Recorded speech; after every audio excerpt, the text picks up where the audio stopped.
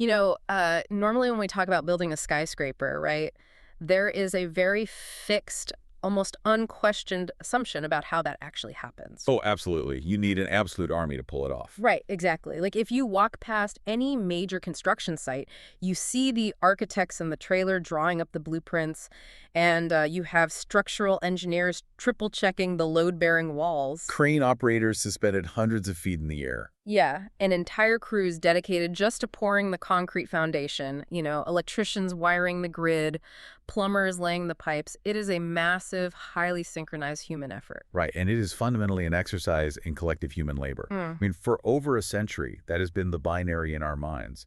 You either have a massive, well-funded team, or you just don't build a skyscraper. Exactly. The barrier to entry for any monumental achievement has always been the ability to organize and pay hundreds, if not thousands, of people. You certainly cannot put up a 100-story glass tower all by yourself with a hammer, a hard hat, and a dream. Physically and logically impossible. Yeah. But I want you, the listener, to picture something for a second. Imagine walking past that exact same construction site in the middle of a busy city district. Okay. But instead of that army of hundreds of workers in high-vis vests yelling over the sound of machinery, you look through the chain link fence and you just see one person.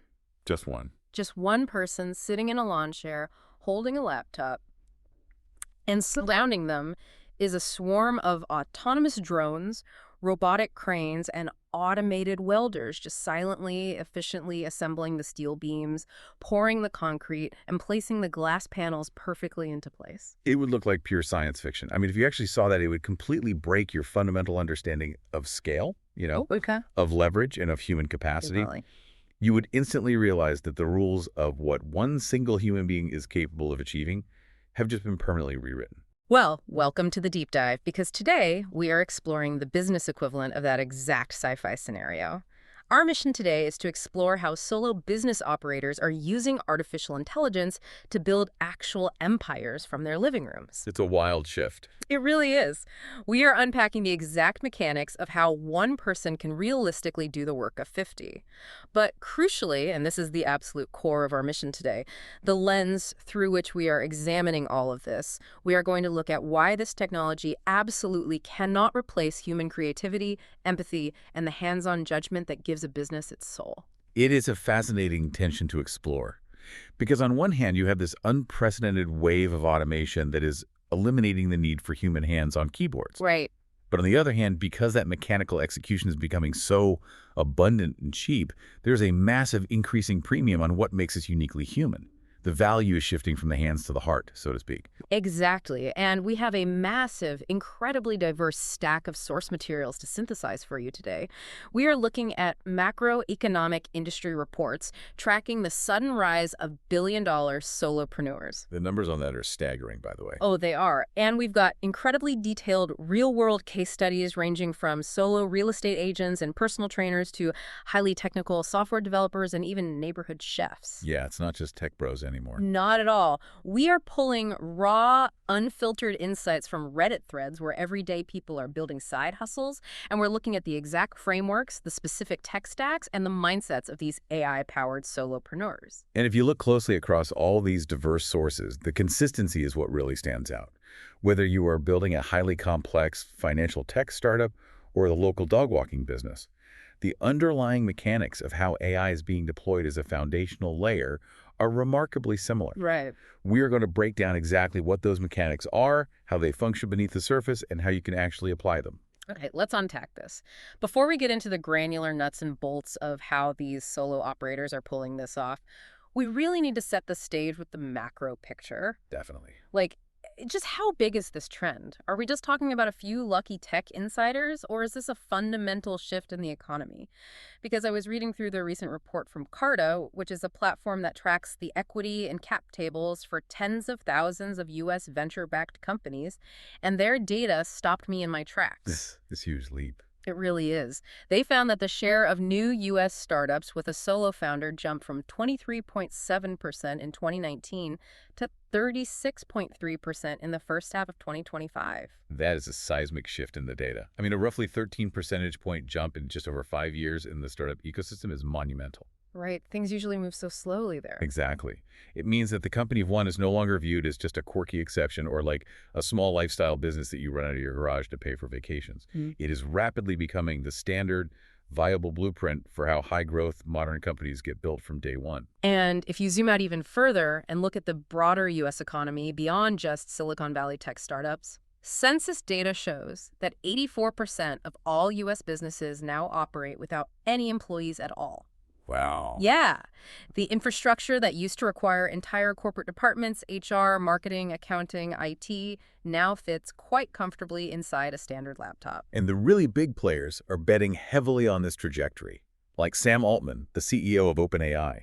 He literally has a betting pool going right now with his tech CEO friends. Oh, right. I read about this. Yeah, they are actively taking bets on what year we will see the very first one-person billion-dollar company, a solo unicorn.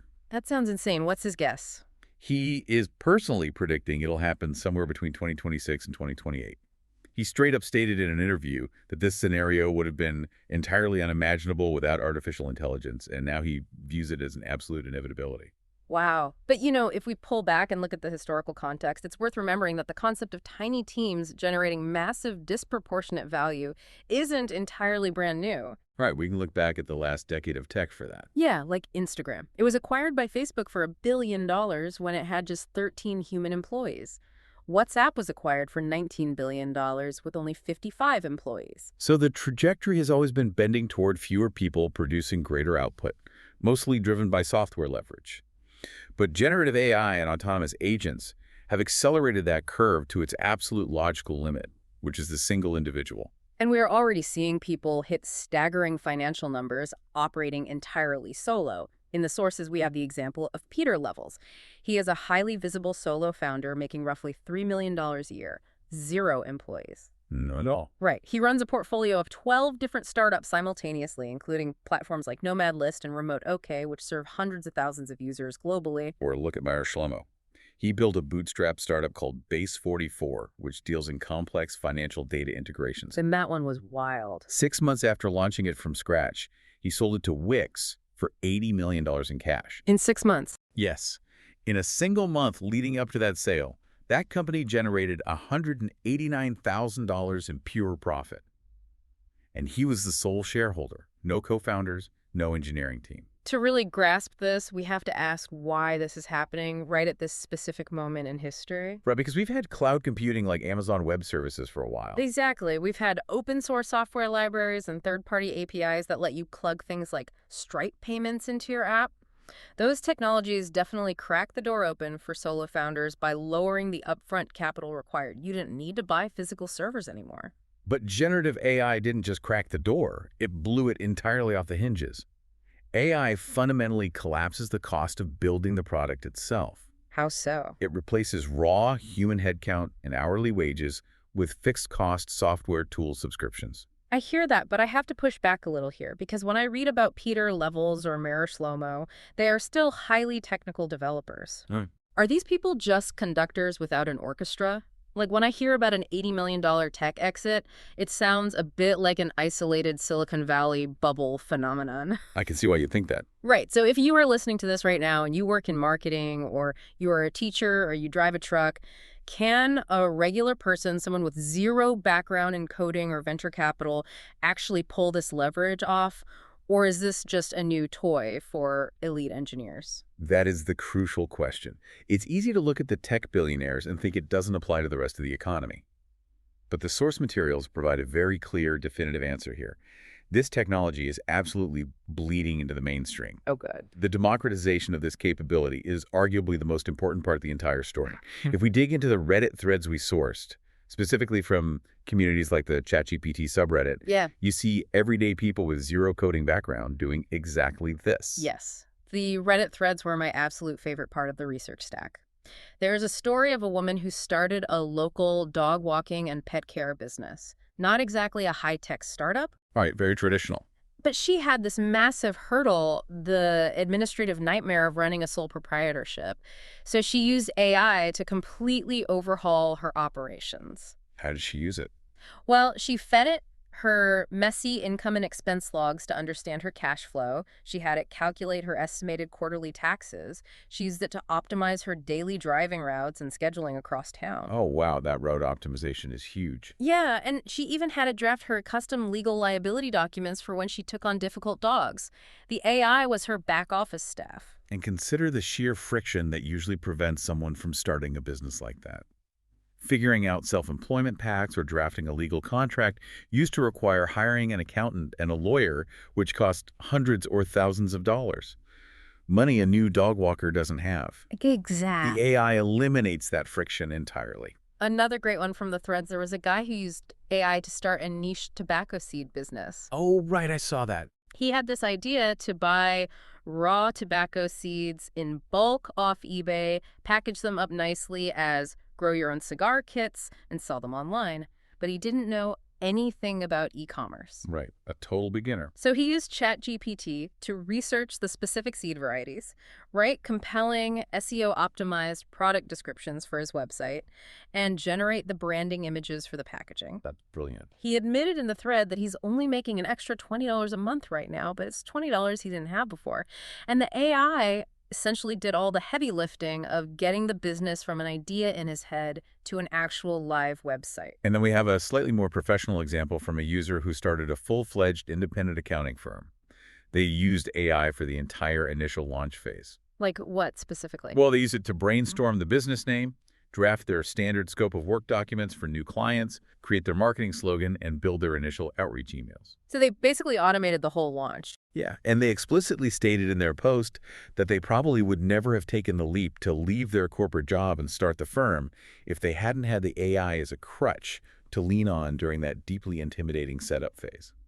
So the barrier to entry for entrepreneurship has completely shifted. It used to be that you needed capital, actual money in the bank to hire people to do the things you didn't know how to do. Or you needed deep technical skills to build everything yourself. Right. Now, if the AI handles the technical execution, the coding, the writing, and the administrative grunt work, the only real differentiator left is your specific execution and your personal taste.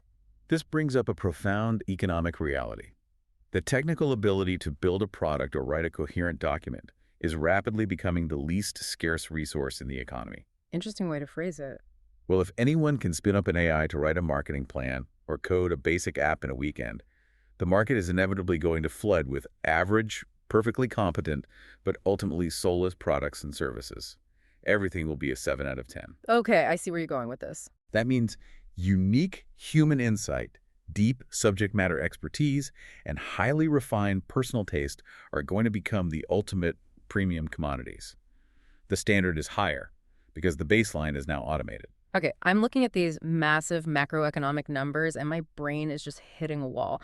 I cannot picture what this actually looks like on a Tuesday afternoon. Fair enough. Like, how do you physically organize a company when it's just you in a room? Because you can't just be one person running around with your hair on fire trying to manage marketing, finance, product development, and customer service all at once, even with a smart chatbot. I know you'd burn out in a week. Right. So if you're listening to this and wondering how you actually structure your day when you are the entire company, we need to look at the organizational structure of the modern solo enterprise. And this introduces an incredibly wild concept from the sources that the virtual C-suite. This is where we move past the idea of AI as a simple tool. We are moving from AI as a reactive chatbot, where you type a prompt, it gives you a recipe, and you close the window to AI as an active, structural participant in the architecture of your business. We're talking about agentic AI. Okay, let's unpack this. Agentic AI. For the listener who hasn't been deep in the tech forums, what makes an AI an agent rather than just a chatbot? The best way to think about it is the difference between a dictionary and an intern. Okay. A dictionary is a chatbot. You look up a word, it gives you the definition, and it sits back on the shelf doing nothing until you open it again. It has no memory of what you asked it yesterday, and it can't take action. Right, it's totally passive. Exactly. An intern, however, is an agent. You give an intern a goal like, hey, research these 5 competitors and put their pricing in a spreadsheet by Friday. And the intern goes off, navigates different websites, encounters errors, makes decisions on how to format the data, and delivers a result. Oh, I see. Agentic AI is software that can break a large goal into smaller tasks. use tools like web browsers or calculators, and execute a sequence of actions independently without you holding its hand. We have a brilliant example of this from Damien Schroers, who runs the Macpreneur podcast. He literally built himself an AI co-C-suite. Yes, this is a great case study. He used custom GPTs, which are personalized versions of chatgpt that you can train on your own data to create specific corporate personas. He built an AI co-CEO, an AI co-CMO for marketing, and an AI co-CFO for finance. It's basically a virtual boardroom. Exactly. He gives them specific instructions, uploads his historical business data into their knowledge bases, and assigns them distinct roles. The mechanics of how Damien interacts with them is what makes this so powerful. He doesn't just treat them as calculators. He treats them as strategic thought partners. How so? For example, he took his AI co-CEO, fed it his actual revenue goals for the year, and then uploaded his current performance metrics. He realized he was trending behind and was going to fall short of his overall goal. Okay, stressful. Very. But instead of just asking it to write an email, he asked the co-CEO to brainstorm short, medium, and long-term revenue strategies to close the gap.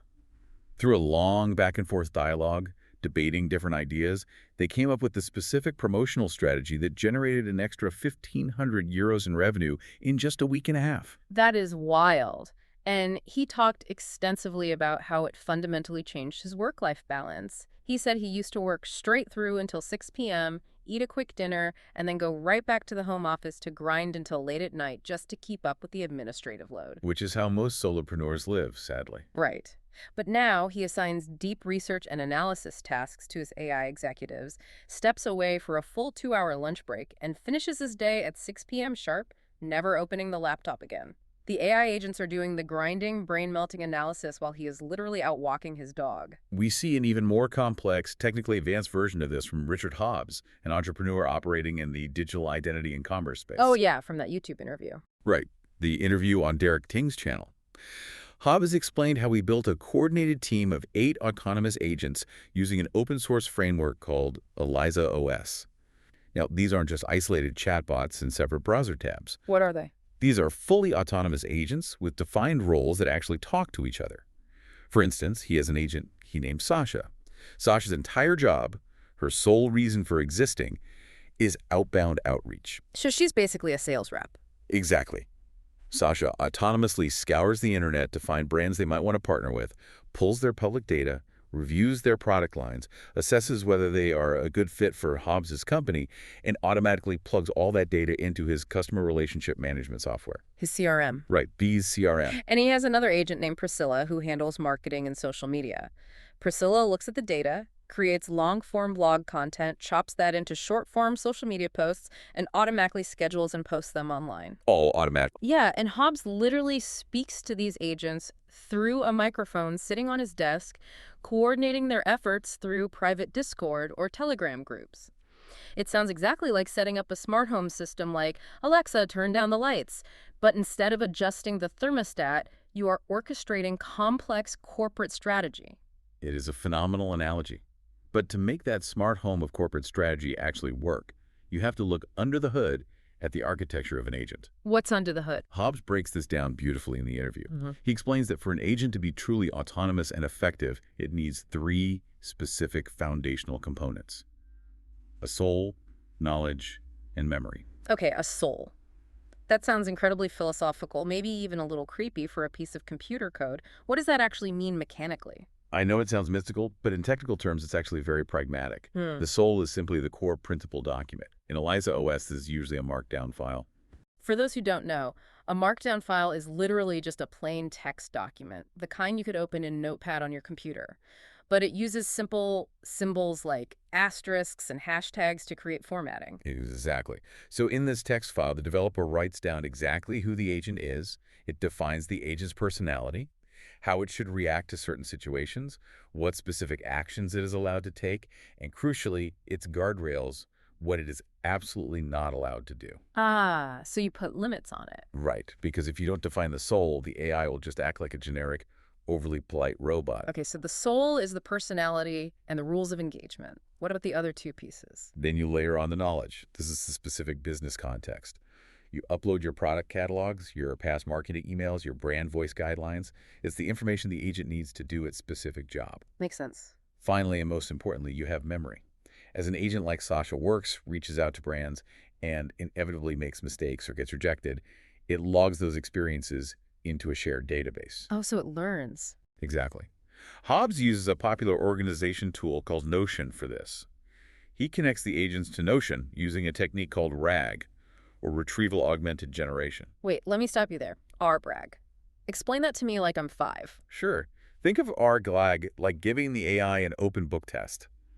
Instead of relying purely on what the AI memorized during its initial training years ago, R allows the AI to instantly search through your specific private Notion database right before it answers a question. Oh, that's clever. Yeah, it retrieves the relevant facts, augments its understanding, and then generates a response. So if Sasha, the outreach agent, learns a hard lesson about pitching a certain type of brand, she writes that into the Notion database. Because of RAG, the other 7 agents in the company instantly have access to that memory. They won't make the same mistake. They share a collective brain. This is where I have to push back hard. All right, let's hear it. I hear about programming a soul and having a sparring partner, but let's be real. If I tell my AI co-CEO that I want to pivot the company to sell expensive, diamond-encrusted dog collars and the AI disagrees, it doesn't actually matter to the AI. Okay. The AI doesn't have a mortgage to pay, it's not going to get fired, and it's not going to lose its health insurance if the company goes bankrupt. It's just predicting the next most logical word in a sentence. How can you possibly trust a sparring partner that has absolutely zero skin in the game? That is the fundamental philosophical gap with AI, Okay. and it is a totally valid criticism. You are right. The AI feels no pain. It has no fear of failure. Right. But the sophisticated solopreneurs aren't relying on the AI for emotional validation or true human intuition. They are using it to defeat their own cognitive biases. Mm-hmm. When you work entirely alone, you exist in an echo chamber. You fall in love with your own ideas. Oh, absolutely. I've been there. So you engineer productive conflict into the AI's soul by explicitly writing in that plain text file. Your job is to find the fatal flaw in my logic, act as a ruthless venture capitalist who hates my business model, tear this idea apart. Ah, so you are artificially forcing it to play devil's advocate to test the structural integrity of your idea because you don't have a human co-founder to do it over copy. Exactly. Well, it's more than just playing devil's advocate. It forces you to articulate your thoughts. The software developer Arvid Kahl wrote extensively about this in his essays. Oh yeah, Arvid is great on this stuff. He points out that treating AI as a collaborative thought partner changes the entire psychological dynamic of solo work. When you don't have a human co-founder, you tend to leave ideas half-baked in your head. But to prompt an AI effectively, you have to write it down. You have to explain your logic clearly. And if you don't make sense, the AI will tell you. Exactly. The AI will immediately point out if your steps don't make sense, forcing you to be a clearer, more rigorous thinker. And beyond just the intellectual rigor, it genuinely helps with the emotional isolation. Writer Anna Burgess-Yang mentioned in her research that she uses 23 distinct AI project workspaces in Claude, which is an AI model similar to ChatGPT, for different aspects of her freelance business. 23 workspaces, that's a lot. It is, but one of her favorite and frankly most humanizing use cases is a weekly check-in project. Right. Because she doesn't have a human manager keeping her accountable, long-term projects could easily slip off her radar. Right, without a boss asking for updates, things slide. Exactly. So she built an AI workspace whose entire job is to act as a supportive project manager. Every Friday, the AI steps in to provide structural accountability. It asks her, what did you accomplish this week? What got delayed? How are you feeling about your workload? That's fascinating. It physically bypasses the intense, quiet loneliness of working completely alone in a home office. Which brings us to perhaps the most extreme, almost mind-bending example of this agentic structure in our sources. Oh, the Polsha guy? Yes. A company called Polsha, founded by a single developer named Ben. His entire platform is built on the premise of radical automation. The pitch is essentially, click a button and get a company. Yes. I loved this case study. He literally calls his own product AI slop in reverse. It's so funny. The way it works is you go to the Postal website, you type in 3 or 4 sentences about a vague business idea you have, and you hit enter. Instantly, a swarm of AI agents spins up in the background. They autonomously conduct internet market research, they identify target demographics, they draft mission statements, they build out a comprehensive marketing plan, and they generate a functioning landing page. Just from 4 sentences. Yeah. Ben's platform currently has a $4.2 million annualized run rate with over 3,800 active companies actively built and hosted on it. But the product itself isn't even the most fascinating part. It's how Ben runs the internal operation of Pulsha as a solo founder. Oh, right. Tell him about his backend setup. He has AI agents actively checking his server infrastructure 24/7. If a server gets overloaded or a piece of code breaks, those monitoring agents automatically write up detailed bug reports and create support tickets. Okay, normal so far. Then, and this is where it gets crazy, a different team of AI agents picks up those tickets, analyzes the error, writes the actual software code to fix the bug, runs tests on it, and decides whether it is safe to deploy to production or if it's too risky and they need to send Ben a message on Slack for final human approval. That is wild. You have AI agents literally managing the workflow of other AI agents. Here's where it gets really interesting. If Ben has AI agents writing bug reports for other AI agents to fix, isn't he just managing a digital ant colony? It certainly sounds like it. It sounds completely exhausting to set up. If you are listening to this, you might be thinking, doesn't building, tweaking, and monitoring all these complex automations just become a new, highly stressful full-time job? Yeah.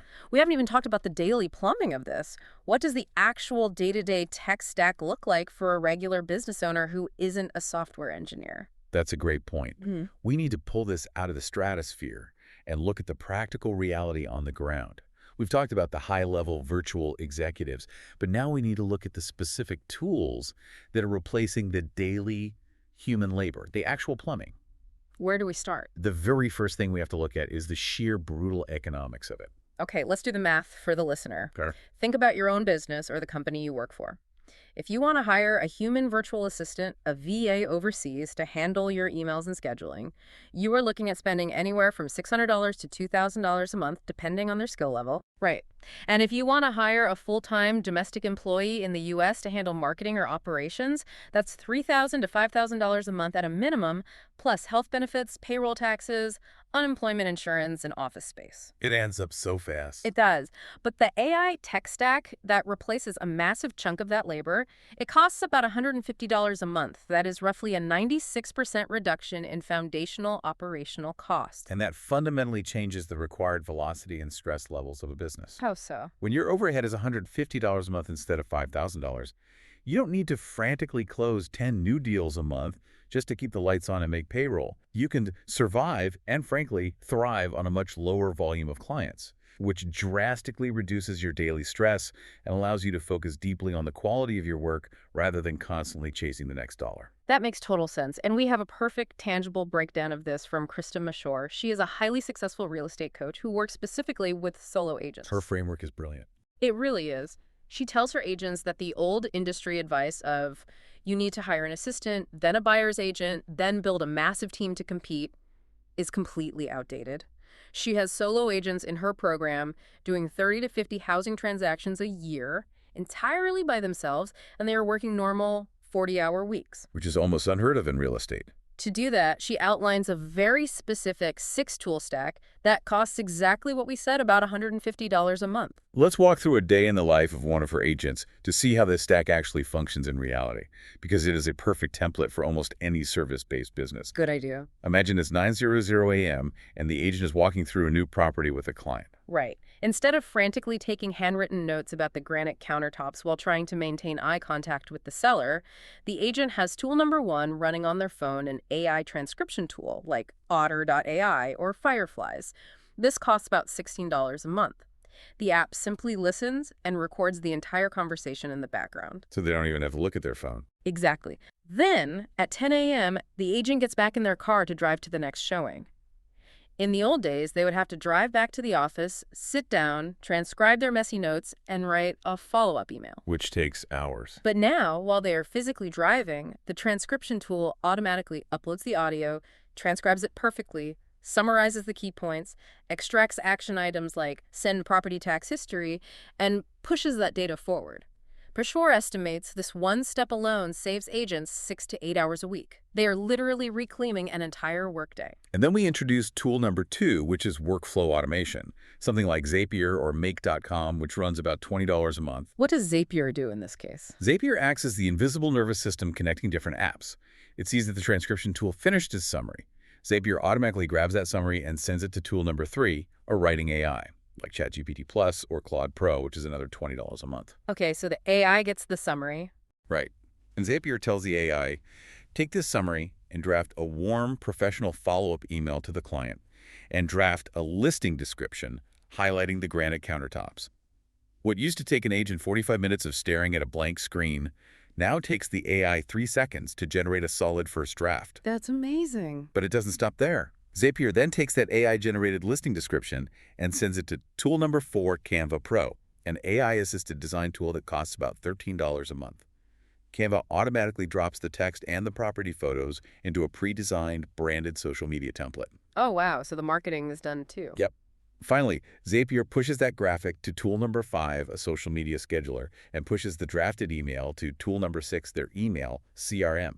So by the time the agent parks their car at the second house at 10:30 a.m., the follow-up email is sitting in their drafts folder ready to send, the property listing is written, and the Instagram post is designed and scheduled. Yes. An entire morning's worth of administrative work was executed silently in the background while they were parallel parking. That is just incredible. We see a very similar architectural approach outlined by the tech blog UltraSkills, though tailored more for purely digital businesses. They recommend a slightly more robust $200 a month stack. Right, their stack is a bit more advanced. Yeah, they use Claude Code for writing the actual software, a tool called N8N, which is a visual drag-and-drop workflow builder, similar to Zapier, but more powerful for connecting all their apps, Brevo for handling mass email marketing, and Supabase for hosting their secure databases. But what's most valuable from UltraSkills is their 3-step framework for implementing all of this.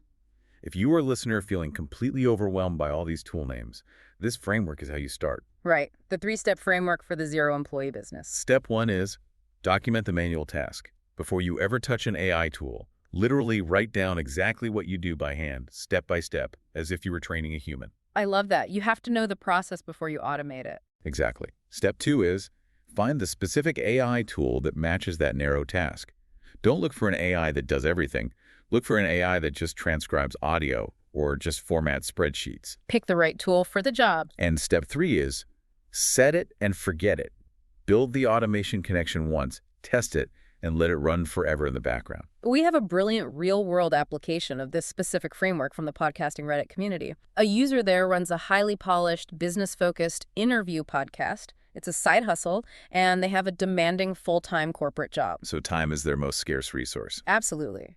They explicitly stated in the forum that they wanted to focus all their incredibly limited free time on the human element, researching interesting guests and having great organic conversations, not the grueling operational grind of video editing and social media posting. So how do they architect it?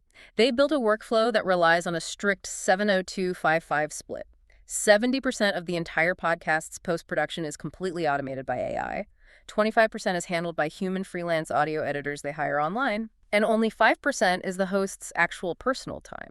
Just 5%. Yeah, and that 5% is dedicated entirely to doing the actual interview, emailing the guest to build the relationship, and doing a rapid final quality check on the AI outputs before they go live. The mechanical details of how they handle that 70% AI post-production are fascinating because they solve a major technical limitation of AI. Oh, the context window thing? Yes. Language models have what is called a context window. Think of it as the AI's short-term memory limit for a single conversation. Right. If you feed an AI a transcript of a 2-hour podcast all at once, it gets overwhelmed. Right. It forgets the beginning of the conversation by the time it reaches the end, and its outputs become generic. Oh, I've had that happen. You paste in a huge document, ask it a question, and it completely hallucinates a detail that wasn't there. Yes, exactly. So this podcaster built what they call a viral content generator workflow to bypass that. They use an automation tool to automatically chop the massive 60-minute podcast text transcript into small, highly focused 10-minute chunks. That is incredibly smart. It forces the AI to only focus on a small puzzle piece. They feed these 10-minute chunks to the AI one by one, along with a very strict prompt detailing the show's brand voice and defining exactly what a good viral video clip looks like. So the AI analyzes each little chunk. Right. The AI analyzes each chunk and generates about 30 different ideas for short video clips. But 30 ideas are too many to process, so they have a second AI step in automatically. Another AI. Yep. The second AI evaluates those 30 ideas, scores them based on virality metrics, and selects the top 10 best ones. Those 10 specific time-stamped ideas are then automatically sent to the human video editors who produce one short-form video for every day of the week. And the craziest part, because they are using the raw AI API application programming interface, the entire AI portion of that complex pipeline costs them about $20 to $30 a month in usage tokens. It's absurdly cheap. It really is. For context, if you aren't familiar with APIs, think of API tokens like digital arcade tokens. Instead of paying a flat $20 a month subscription for a slick website interface like ChatGPT Plus, you are paying fractions of a penny directly to the underlying engine for every word it processes. It is incredibly cheap. That is the definition of leverage. We also saw this leverage beautifully demonstrated in a YouTube tutorial from an automation software company called Pabbly. They showed an EdTech manager who was absolutely drowning in the manual, repetitive work of creating weekly lesson plans for a whole roster of teachers. And what was their solution? They used Pabbly Connect, which is another tool like Zapier, to link a simple, boring Google spreadsheet directly to OpenAI. Now, instead of writing out documents, the manager just types 3 basic details into a row on the spreadsheet: the subject, the grade level, and the week's topic. For example, science, 5th grade, the water cycle. That's it. The moment they hit enter, the spreadsheet talks to the AI in the background. The AI agent instantly generates the educational objectives, the daily assignments, the quiz questions, and the full week's lesson plan, and it automatically pastes all of that text back into the spreadsheet rows. Wow. The manager turned hours of curriculum development into 3 keystrokes. That is game-changing. For the software developers listening, the experience of Arvid Kahl is completely revelatory of how far this can go. Arvid runs a podcast transcription service called Podscan. He needed to build a highly complex piece of infrastructure, a Redis queuing system. That is not a simple task. No, it's not. If you aren't a database engineer, Redis is essentially a hyperfast in-memory data store. Arvid needed a system that could handle millions of tasks, assign different priority levels to them, sort items by the exact date they were published, and provide real-time performance metrics to his dashboard. This is hard, complicated, hair-pulling computer science. It's the kind of project that normally takes a senior engineer weeks to architect, write, test, and debug. Exactly. Instead, Arvid sat down and wrote a highly detailed, plain English prompt explaining exactly what he needed the architecture to do, constraints and all. He fed it to Claude. Claude analyzed the requirements and generated the foundational software code in seconds. And this wasn't just a toy project for a tutorial. Not at all. Arvid stated that after reviewing and refining the code with the AI, the new system deployed flawlessly. It was so efficient that it could handle queuing every single podcast episode currently in existence across the entire internet, which is around 170 million episodes, while using less than 40% of his server's RAM. That's insane efficiency. Right. Think of RAM like the counter space in a kitchen. His system was processing the entire internet's podcasts while only using half the available counter space. What used to take hours and days of manual coding, tracking down missing semicolons, and banging his head against the wall, took a few minutes of conversational prompting. And Arvid also uses AI as his personal systems administrator. He shared a story where he was locked out of his own back-end server. He couldn't connect via SSH. SSH stands for Secure Shell, right? Yeah, it's basically the highly secure, encrypted digital tunnel that administrators use to control a remote computer from afar. If SSH breaks, you are essentially locked out of the building. In the past, he would have to spend hours trawling through old, outdated Stack Overflow forums looking for a fix. Instead, he simply copied his raw server error logs and pasted them into Claude. Let me guess, it fixed it instantly. Claude read the dense logs, immediately identified a subtle configuration error, and walked him step by step through typing the commands to fix it. But it went a step further. What else did it do? It noticed his security posture was weak and suggested he install a security tool called Fail2Ban. Fail2Ban is essentially a digital bouncer for your server. If someone types the wrong password too many times trying to hack in, Fail2Ban automatically blocks their IP address. Oh, nice. Yeah, and Claude didn't just suggest it. It generated the exact configuration files needed to install it and walked him through the setup. Which brings me back to my earlier pushback. Setting up the Pabbly webhooks, writing the perfect detailed Redis architectural prompt, chaining together the podcast transcript choppers, and managing API tokens. This does sound like a new full-time job. It is a lot of work. Right. I'm listening to this and thinking, I didn't start a business to become a systems engineer. It is absolutely a significant shift in how you spend your time, but it changes the nature of the work. It transitions you from being a laborer to being an architect. It is highly front-loaded work. What do you mean by front-loaded? Think of it like a city deciding to build a new plumbing system. Digging the trenches in the street, laying the heavy iron pipes, sealing the joints. That is incredibly hard, manual, exhausting work up front. But once the pipe is laid and the system is sealed, the water just flows endlessly into thousands of homes with zero additional effort. You aren't carrying heavy wooden buckets of water from the river every single day anymore. You just turn the tap. Setting up the AI is laying the pipe. I love that analogy. You are building durable infrastructure, not performing repetitive tasks. Exactly. Well, it points toward a massive future trend in the job market, the rise of the AI ops specialist. AI? Yeah. Just as large companies have dedicated IT departments to keep the computers running, the most successful solo founders are essentially becoming AI ops specialists for their own personal businesses. Their primary, most valuable skill isn't writing clever marketing copy or writing perfect PHP code. Their primary skill is orchestrating these autonomous systems, understanding how to lay the digital pipe, and ensuring the tools are passing data back and forth to each other correctly. Okay, let's take a breath and look at where we are. AI is writing the code. AI is designing the marketing graphics. AI is transcribing the client meetings, analyzing the financial data, and building the weekly curriculum. Which naturally brings us to the ultimate question and honestly the core focus of this entire deep dive. If you are listening to this and realizing the AI is doing 90% of the actual work, what is the human actually doing? Why do we even need the solo human sitting in the center of this web? This is the most crucial boundary we have to map out today.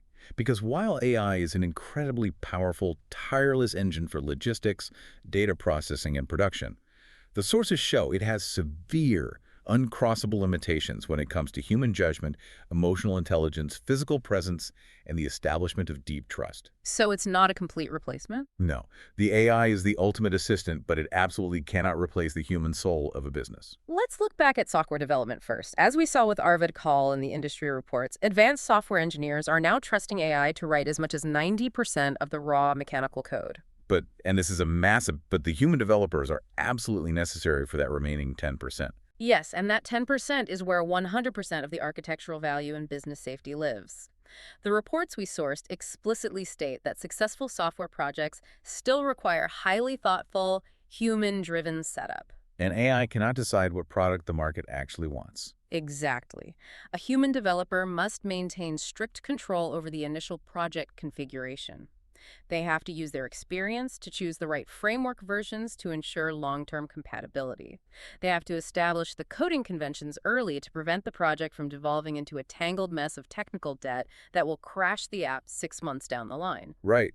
The sources explicitly push back against this internet trend of vibe coding. Vibe coding. Yeah, it's where non-technical people think they can just wave their hands, type a vague prompt, and the software magically works perfectly forever. The human has to act as the senior architect. Ah, I see. The AI might be laying the literal bricks at lightning speed, but the human has to read the soil reports and ensure the building won't collapse when a hurricane hits. The human ensures scalability, maintainability, and safety. We see this exact same dynamic, the AI doing the heavy mechanical lifting, while the human provides the final, nuanced judgment in a totally different field. The travel agency sector. Oh, this was an interesting example. We reviewed a practical guide on how modern agencies build complex itineraries. Building a multi-destination, luxury travel itinerary by hand used to take most of a working day. So tedious. You had flight confirmation numbers, hotel booking vouchers, private transfer details, and supplier PDFs all scattered chaotically across different email threads. A total logistical nightmare of copying and pasting. Exactly. Now, agencies use specialized platforms like Mtrip's AI Import Wizard. The AI excels at reading unstructured text like a messy, formatting-broken hotel confirmation email, identifying the relevant details like the booking reference and check-in time, and automatically placing them into the correct fields of a beautifully formatted digital itinerary. It does in seconds what used to take hours of manual data entry. And again, this is the key distinction. The result isn't a finished itinerary that you can just blindly email to the client. It is a complete first draft. Yes. Step 4 of Mtrip's process is literally called agent review and enrichment. The human travel agent has to manually review the draft. They have to correct any weird AI hallucinations, add their personal destination knowledge like don't eat at the restaurant near the hotel, go 2 blocks down, personalize the narrative tone for that specific client, and apply their brand's touch. Even more importantly, an AI cannot manage real-world supplier relationships. That's huge. If there is a sudden massive disruption, a major airline strike, a hotel is overbooked, or a volcano erupts in Iceland, grounding all flights, the AI cannot pick up the phone, leverage a 10-year personal relationship with a local supplier in Rome, and frantically rebook a stranded family. Right. The human handles the crisis, the empathy, and the negotiation. The AI just eliminates the mechanical data entry beforehand so the human has the energy to make that phone call. Let me give you my absolute favorite example of this from our research stack. It perfectly, beautifully illustrates where AI stops and the human takes over.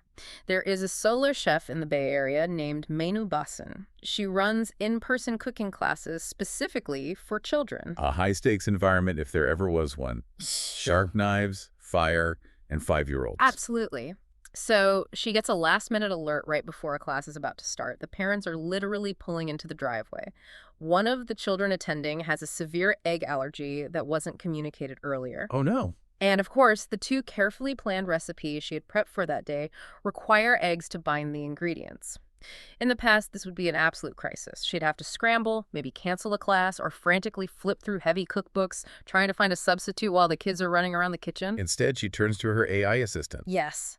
She pulls out her phone, opens ChatGPT, and rapidly types in every single ingredient she physically has on hand in her kitchen pantry at that exact moment. Very smart. She asks it to instantly generate 2 simple egg-free recipes that are suitable and safe for 5 to 10-year-olds to make. Within seconds, the AI analyzes the flavor profiles of what she has and delivers workable, safe, egg-free menus. It saved the plan. It averted the crisis. And this is the core truth of the entire episode. The AI cannot physically cook the food. It cannot chop the onions. No, it can. It cannot stand in front of a group of excited, distracted 5-year-olds, hold their attention, gently teach them how to hold a whisk properly, Right. and ensure they don't burn themselves on the stove. Exactly. The AI provided the logistical informational solution, but Chef Basin had to execute the physical, deeply human act of teaching, caring, and cooking. The technology supported her work. It did not replace her hands-on judgment or her presence. So if we go back to our analogies, AI is like the ultimate sous chef in the back room, prepping all the ingredients, dicing the carrots, and drafting the menu. But the human is the executive chef who actually tastes the dish, adjusts the seasoning based on intuition, and walks out into the dining room to smile at the guests. That is precisely how you have to view it. And we see this emotional boundary clearly outlined in the fitness industry, too. We read a fascinating piece by Melissa Grieca on how AI is impacting personal trainers. You had some really sharp insights. She notes that trainers are aggressively using AI to reclaim hours of non-billable time. The AI can draft a full 7-day weekly meal plan based on specific caloric targets and macronutrient splits in minutes.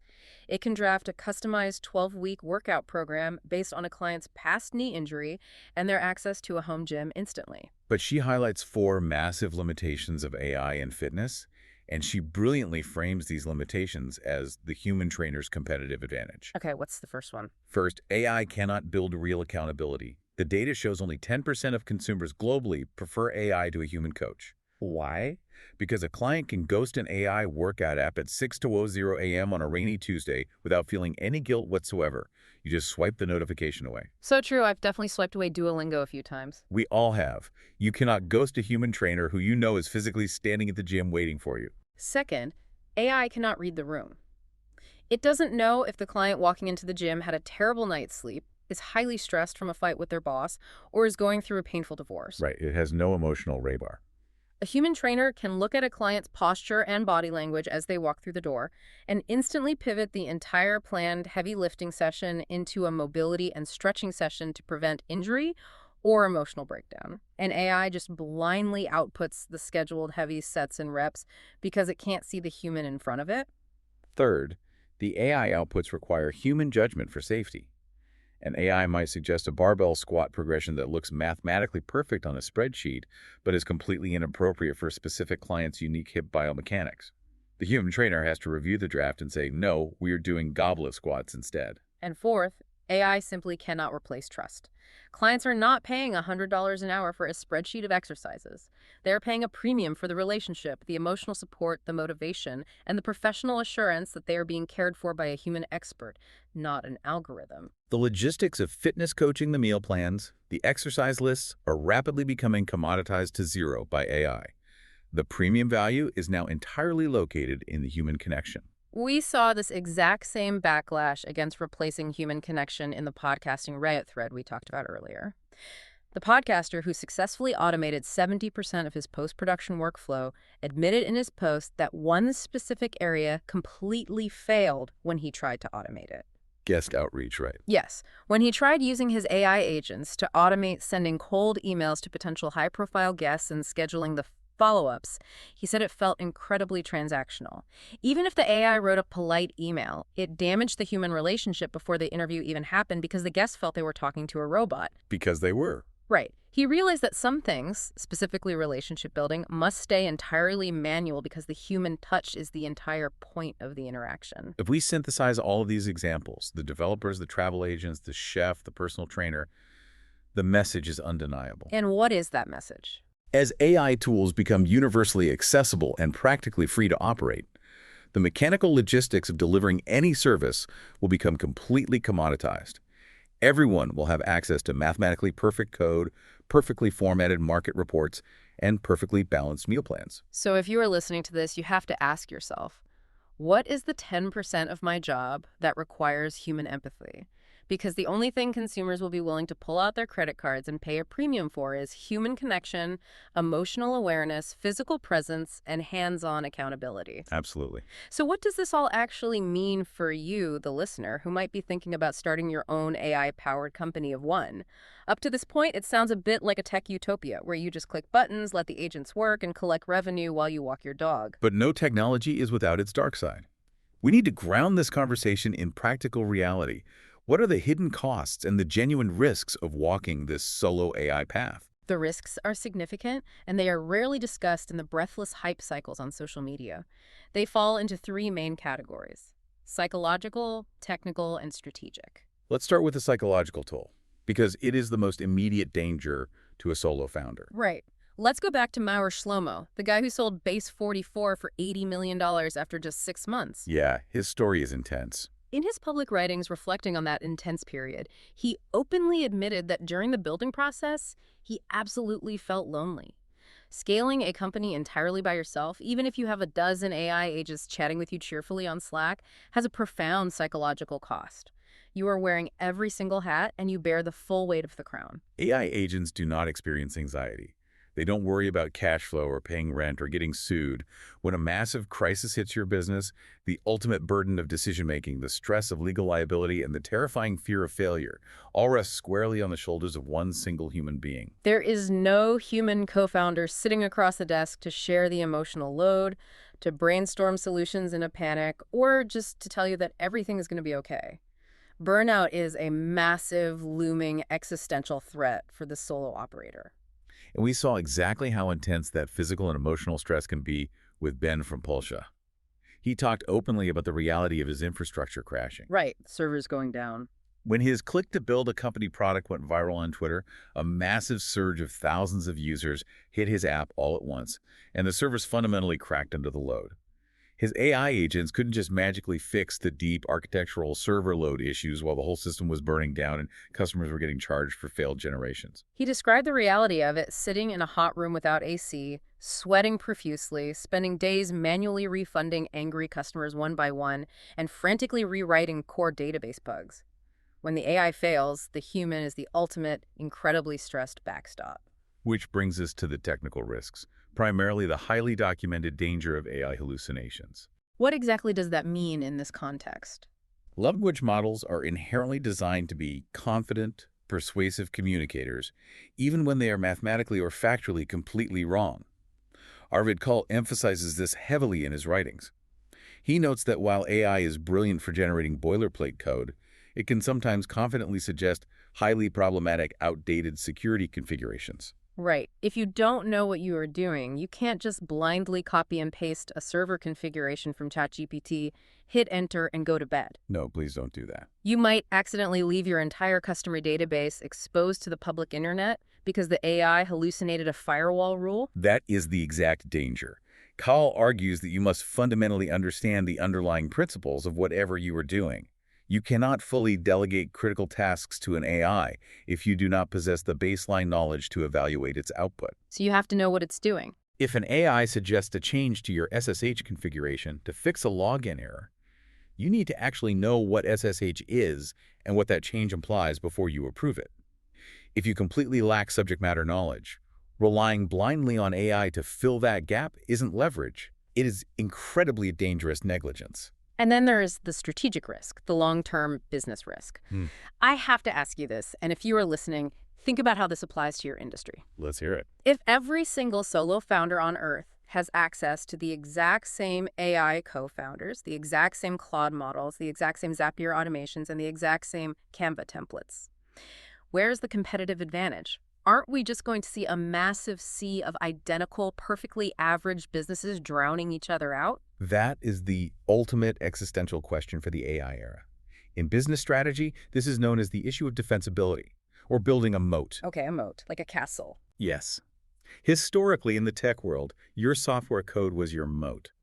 If you spent 2 years building a complex software platform, it was incredibly hard for someone else to replicate it because it required them to raise millions of dollars to hire a massive team of engineers to catch up to you. But now if I can just ask Claude to completely rebuild your app's core functionality over a weekend for $20 in API tokens, your code is essentially worthless as a defense mechanism. Precisely. The venture firm Flashpoint noted in our sources that the technical ability to build a product is only part of the equation, and increasingly it is the least scarce part. If anyone can use AI to build a competent digital product, your moat has to be built on something much deeper, messier, and harder for an algorithm to replicate. So what is the new moat? If it isn't code, what protects your business from the guy with a laptop next door? The new moat is proprietary data, highly specific information or workflows that only you have access to. The new moat is deeply nurtured, personal customer relationships that you have built over years of face-to-face interaction. Right, things they can't just download. Exactly. It is unshakable brand trust, a highly unique personal voice that an AI can't mimic without sounding robotic and entrenched physical distribution channels. In a world of infinite, cheap, AI-generated supply, human trust becomes the ultimate, most valuable scarcity. And institutional investors are acutely aware of this. Despite all the media hype about the coming wave of billion-dollar solo companies, the reality of the venture capital landscape is quite different. Very different. The data from Carta shows that while solo-led companies represented an impressive 30% of all startups founded in 2024, they only received 14.7% of the actual venture cash raised in priced equity rounds. Investors still highly disproportionately favor traditional multi-person founding teams. And that makes logical sense from a risk perspective. Investors are betting on resilience. They know that a solo founder, no matter how many AI agents they have, is a single point of failure. Right. If the solo founder gets terribly sick, burns out, or simply loses motivation and walks away, the entire company dies instantly. A human team provides emotional redundancy and diverse viewpoints that investors historically trust much more with their capital. This is exactly why many of the most successful solo founders in this space, like Peter Levels or Mar Shlomo, initially choose to bootstrap. They fund it themselves. They fund the company themselves through early customer revenue rather than seeking outside venture investment, allowing them to maintain total control. There is one last massive risk we have to talk about, the risk of platform dependency. Right. If you are a solo founder building these complex AI workflows, you are essentially building your beautiful, highly profitable digital castle on rented land. Rented land, that's a great way to put it. Land that is owned by massive megacorporations like Microsoft, Google, OpenAI, and Anthropic. If OpenAI decides to change their terms of service or double the price of their API tokens tomorrow, or if Anthropic completely deprecates and removes a specific legacy model that your entire back-end Zapier workflow relies on, your highly automated business could literally collapse overnight. You are entirely at the mercy of decisions made in boardrooms that you will never have access to. That is the precarious reality of the modern API economy. You are renting your workforce, It is incredibly cheap, highly efficient, and available 24/7, but you do not own the means of production. You have to design your business to be adaptable, ready to swap out tools the moment one becomes too expensive or unreliable. Absolutely. So to pull all of this together for you, we have gone on a massive, winding journey today.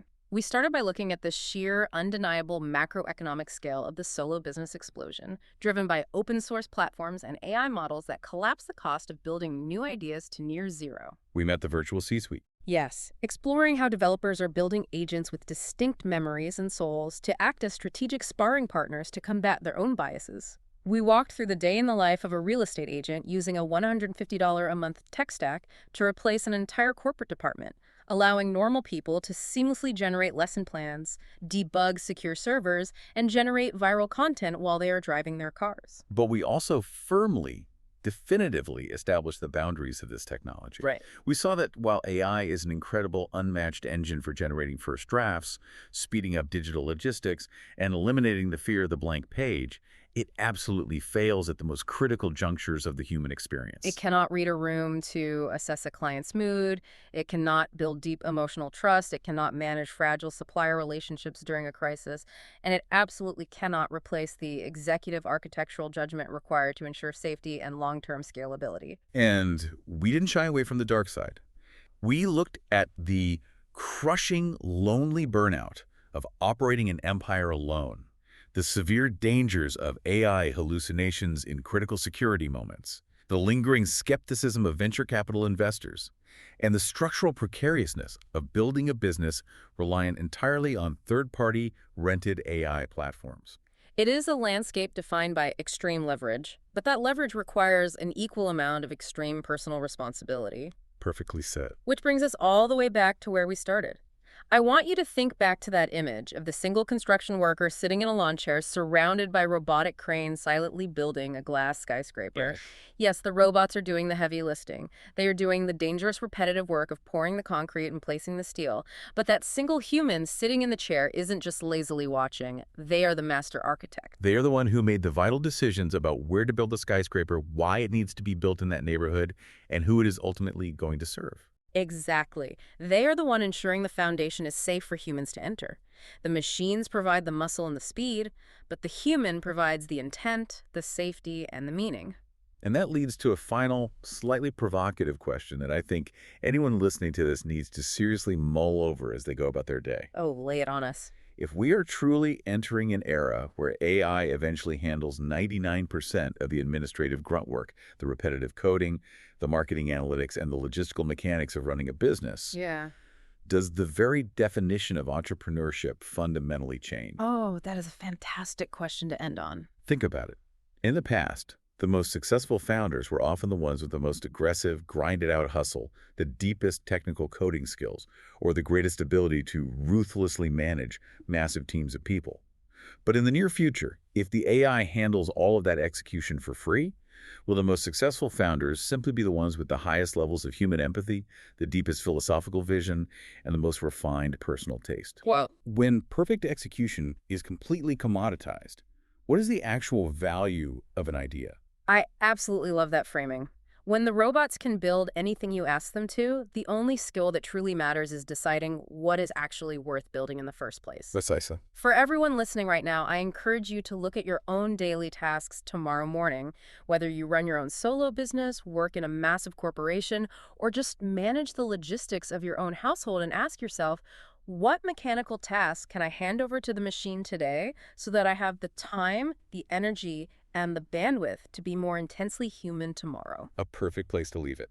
Thanks for joining us on this deep dive into the source material. We'll see you next time.